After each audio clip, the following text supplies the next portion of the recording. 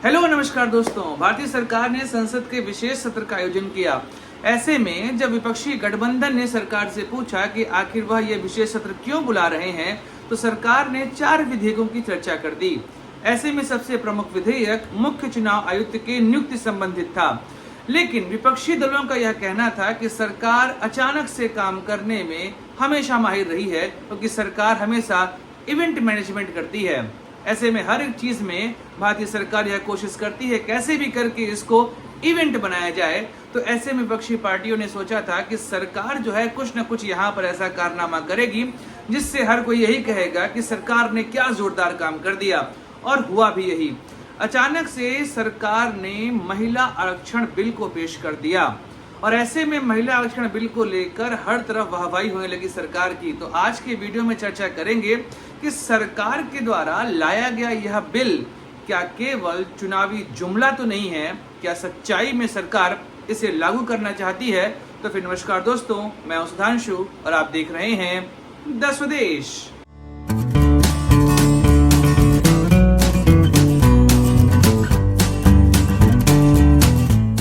दोस्तों, सरकार ने महिला आरक्षण संबंधी बिल पेश कर दिया। ऐसे में आपको साफ लग रहा हो कि सरकार ने एक ऐसा काम किया है जो आज तक कोई और पार्टी कर न सकी। लेकिन सच्चाई क्या है, इसके विषय में आज चर्चा करेंगे। अगर भारत में आप प्रतिनिधित्व के मुद्दे को देखेंगे तो यहाँ पर महिलाओं की संख्या बहुत कम रही है। अगर वर्तमान लोकसभा को देखा जाए तो वर्तमान लोकसभा में मात्र 15% महिलाएं ही इस समय लोकसभा में सांसद के रूप में हैं। अगर आप भारत के इतिहास को देखेंगे तो यहाँ पर प्रधानमंत्री के पद पर आज तक केवल एक ही महिला पहुंची है, और वह है इंदिरा गांधी। 2009 में पहली बार लोकसभा स्पीकर कोई महिला बनी थी, और प्रतिभा देवी सिंह पाटिल भारत की पहली महिला राष्ट्रपति थी। ऐसे में हम कह सकते हैं कि भारत में प्रतिनिधित्व करने का मौका महिला को हमेशा बाद में मिला है। ऐसे में यह बात उठती रही है कि क्यों न लोकसभा और विधानसभा में महिलाओं को आरक्षण दिया जाए। इसको लेकर कई सारी कोशिशें हुई। देखिए, इसके संवैधानिक पहलुओं पर चर्चा करेंगे हम लोग अपने दूसरे चैनल बेसिस की पाठशाला पर। वहां पर उसके सारे संवैधानिक पहलुओं की हम लोग चर्चा करेंगे कि आखिर यह बिल आएगा कैसे, कैसे पास किया जाएगा, और आज तक इतिहास क्या रहा है भारत में इस तरह के बिल का। लेकिन यहाँ पर हम चर्चा करेंगे इसके राजनीतिक महत्व की। देखिए, अगर हम महिला आरक्षण संबंधी बिल को देखें तो सरकार ने इसे 128वां संविधान संशोधन बिल के नाम से पेश किया, और इसको एक नया नाम दिया गया, नारी शक्ति वंदन विधेयक। देखिए, भारतीय सरकार नाम रखने में बहुत जोरदार रही है। वो हमेशा ऐसा नाम रखने की कोशिश करती है जिससे कि समाज में यह हमेशा आसानी से कैच किया जा सके। देखिए, विपक्षी पार्टियों ने सरकार को यह कहा कि भाई तुमने जो यह बिल लाया यह पूरे तरीके से चुनावी जुमला है। अगर हम देखें तो विपक्षी पार्टियां यहाँ पे काफी हद तक सही हैं। सरकार ने इस विशेष सत्र का आयोजन किया था केवल और केवल इवेंट मैनेजमेंट के लिए। सरकार जो भी काम कर रही है, इस काम के लिए सरकार शीर्ष सत्र का प्रयोग कर सकती थी, लेकिन भारतीय सरकार ने हमेशा कोशिश करी है कि वह ऐसी घटनाओं को इवेंट बनाए जिससे कि उन्हें वोट मिल सके और आने वाले चुनाव का नैरेटिव सेट हो सके। देखिए, इस बिल को यहाँ पर ध्यान से समझिएगा कि आखिर सरकार ने यह बिल पेश क्यों किया। इसके लिए हमें थोड़ा यूपीए की सरकार की तरफ जाना पड़ेगा। 2010 का केस है। 2010 में मनमोहन सिंह की सरकार चल रही थी, और मनमोहन सिंह ने महिला आरक्षण संबंधी विधेयक पेश किया था। ऐसे में जब यह विधेयक राज्यसभा में पेश हुआ तो वहां पर यूपीए के घटक दलों ने उसका विरोध किया, और वह बिल राज्यसभा में तो पास हो गया, लेकिन लोकसभा में पेश करने की हिम्मत यूपीए सरकार ने कभी नहीं करी, क्योंकि वहां पर जो उनके घटक दल थे, चाहे हम बात करें टीएमसी की, आरजेडी की, समाजवादी पार्टी की, इन सभी ने खुलकर इस बिल का विरोध किया था। ऐसे में यूपीए सरकार ने कभी इसको पेश नहीं किया, लेकिन चूंकि बिल राज्यसभा में पास हो गया था तो ऐसे में यह बिल अभी भी जिंदा था।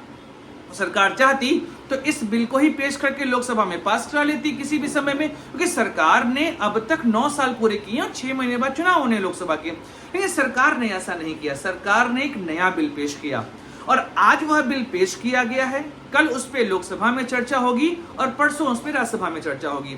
अब आपके मन में सवाल उठ रहा होगा कि 2024 के लोकसभा चुनाव और आने वाले विधानसभा चुनाव में क्या यह बिल लागू होगा कि नहीं होगा। तो देखिए, यहाँ पर बात यह है कि सरकार ने इस बिल को पेश किया है, और आप जान रहे हैं कि वर्तमान समय में कोई विपक्षी पार्टी इस बिल का विरोध नहीं कर सकती है।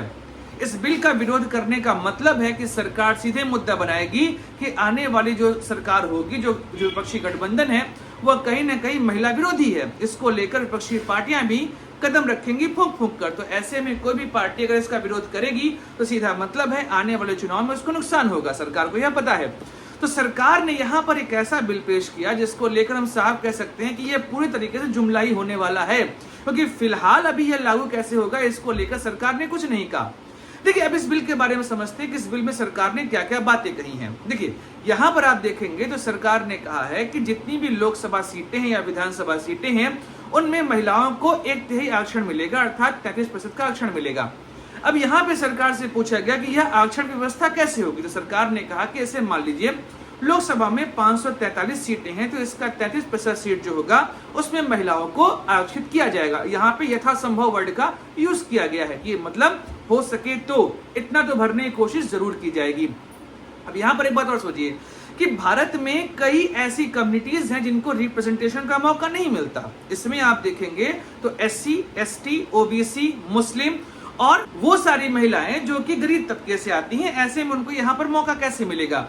तो सरकार ने यहाँ पे कहा कि देखिए, लोकसभा की 543 सीटों में 84 सीटें SC के लिए हैं और 47 सीटें ST के लिए हैं। तो ऐसे में महिलाओं के लिए जो 33% आरक्षण होगा SC और ST में, ये उनके रिजर्व सीट में ही होगा। मतलब 84 का 33% और 47 का 33%। अब यहाँ पर बात आई कि मुस्लिम महिलाओं की और OBC महिलाओं को यहाँ पे आरक्षण कैसे मिलेगा। अब देखिए, 84-47 के बाद जो सीट बचती है वो टोटल सीट बची, उस टोटल सीट में ही जनरल महिलाएं, OBC महिलाएं और मुस्लिम महिलाएं शामिल होंगी। इसका मतलब OBC की और मुस्लिम महिलाओं को लेकर यहाँ पे कोई अलग प्रावधान नहीं किया गया। फिर सरकार से यह सवाल उठा कि भाई ऐसा क्यों कर रहे हो कि भाई OBC महिलाओं के लिए सीट की व्यवस्था होनी चाहिए। तो सरकार ने फिलहाल इसको लेकर कोई भी जवाब नहीं दिया। अब बात उठता है कि यह बिल लागू कैसे होगा। तो इस बात को ध्यान से समझ लीजिए कि यह बिल 2024 के लोकसभा चुनाव में लागू नहीं होगा। यहाँ तक कि जो 5 राज्यों के विधानसभा चुनाव दिसंबर और जनवरी में होने वाले हैं, वहां पर भी यह बिल लागू नहीं होने वाला। सरकार ने यहाँ पर कहा है कि आने वाले समय में जो जनगणना होगी उसके बाद जो परिसीमन आयोग बनेगा, परिसीमन आयोग के बाद ही हम इस बिल को लागू करवा पाएंगे। तो सीधी बात है कि फिलहाल 2024 के चुनाव में यह बिल अगर पास होता भी है तो उसके बाद भी यह लागू नहीं हो सकता। अगर एक्ट बन भी गया तो भी यह लागू नहीं हो सकता। तो सरकार यहाँ पर प्रयास क्या कर रही है? सरकार सीधी बात है नैरेटिव सेट कर रही है। इंडिया गठबंधन जब से बना हुआ उसके बाद से सरकार के ऊपर दबाव पड़ रहा है। आप देखेंगे 3-4 ऐसे केस हुए जिसको देख के साफ लग रहा है कि सरकार वर्तमान समय में दबाव महसूस कर रही है। अगर आपको याद होगा तो मानसून सत्र में इंडिया गठबंधन ने सरकार के विरुद्ध एक अविश्वास प्रस्ताव लाया था। इस अविश्वास प्रस्ताव में मणिपुर पर चर्चा हुई थी। सरकार यहाँ तक भारतीय प्रधानमंत्री उसके पहले मणिपुर पर अपनी जबान भी नहीं खोल रहे थे, लेकिन जब यह विश्वास प्रस्ताव आया तो वहां पे मणिपुर के मुद्दे पर उनको बोलना पड़ा। अगला मुद्दा महंगाई का था। सरकार अभी तक महंगाई के मुद्दे पर शांत बैठी हुई थी, लेकिन जब लगा कि आने वाले समय में जो चुनाव होने वाले हैं वहां पर सरकार को नुकसान होगा, तो ऐसे में सरकार ने अचानक से सिलेंडर के दाम 200 रुपए कम कर दिए। तो यह साफ दिखाई दे रहा है कि इंडिया गठबंधन का प्रभाव सरकार पर दिखाई दे रहा है। ऐसे में सरकार को लगा कि आने वाले समय में अगर चुनाव होंगे तो उन चुनाव का नैरेटिव सेट कैसे किया जाएगा। तो इस चुनाव के नैरेटिव को सेट करने के लिए ही मात्र सरकार ने यहाँ पर महिला आरक्षण संबंधी विधेयक पेश किया। यहाँ पर कोई और कोई बात ही नहीं है। सरकार केवल आने वाले समय में चुनाव में इस मुद्दे का प्रयोग करना चाह रही है, क्योंकि उनको पता है कि अगर कोई विपक्षी पार्टी इसका विरोध कर दी तो आने वाले समय में जो चुनाव होंगे वहां पर उनको वोट नहीं मिलेंगे। लेकिन सरकार को साफ पता है कि 2024 के चुनाव में वह इस बिल को पास करवाने के बावजूद लागू नहीं करवा पाएंगे, तो 2029 के पहले इस बिल में कुछ भी नहीं होना। अब बात यही है कि यहाँ पे जो महिलाओं के आरक्षण संबंधी जो विधेयक आया है, जब यह पास होकर एक्ट बनेगा तो सीट का निर्धारण कैसे किया जाएगा। सरकार ने यह साफ कहा कि रोटेटिंग बेस्ड पर होगा। अब रोटेटिंग बेस का मतलब क्या है? सरकार पर चर्चा करेगी, फिर कहीं पर सीट लागू करवाएगी, भाई यहाँ पर सीट जो है वो महिलाओं को दिए जाए, ये सारे काम करेगी सरकार। और सरकार ने यह कहा कि भाई जो महिला एक सीट से लड़ रही है वह दूसरे सीट से नहीं लड़ पाएगी। कहने का मतलब कि अगर कोई महिला किसी आरक्षित सीट पर लड़ रही है तो वह दूसरे आरक्षित सीट पर नहीं लड़ सकती है। वो जनरल सीट पर लड़ना चाहे तो लड़ सके। इसके विषय में अभी सरकार और विधेयक कुछ भी नहीं बोल रही है। तो सीधी बात यहाँ पे निकल कर ये आ रही है कि सरकार ने नारी शक्ति वंदन विधेयक केवल चुनावी माहौल को देखते हुए ही पेश किया। विशेष सत्र का प्रयोग सरकार केवल एजेंडा को सेट करने के लिए कर रही है। सरकार 2029 के पहले इस विधेयक के पास होने के बाद भी कुछ नहीं करने वाली और सरकार को यह पता है कि इंडिया गठबंधन वर्तमान समय में सरकार के लिए सबसे बड़ा खतरा है। ऐसे में सरकार इंडिया गठबंधन की काट ढूंढ रही है। अभी फिलहाल कोई काट मिली नहीं थी, लेकिन इस विधेयक के माहौल में, इस विधेयक के आने के बाद सरकार अब आने वाले चुनाव में इंडिया गठबंधन के अगेंस्ट एक माहौल क्रिएट करना चाहती है, क्योंकि कोई भी पार्टी इसका अपोज नहीं कर सकती। तो दोस्तों, आज की वीडियो में चर्चा यहीं पे सरकार के इस नैरेटिव सेट करने के मुद्दे पे हमने चर्चा करी।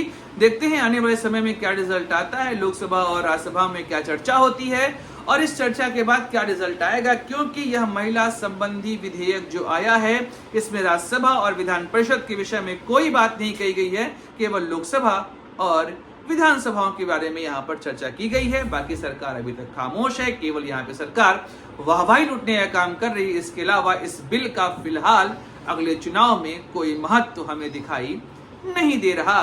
तो दोस्तों, मिलेंगे अगले वीडियो में, बात करेंगे किसी और मुद्दे की। अभी तो फिलहाल यही मुद्दा गर्म है, तो बात करेंगे इस मुद्दे में। और देखिए हमारा यह चैनल 10 स्वदेश या जी अपने दोस्त सुधांशु को। जय हिंद, वंदे मातरम, भारत माता की जय।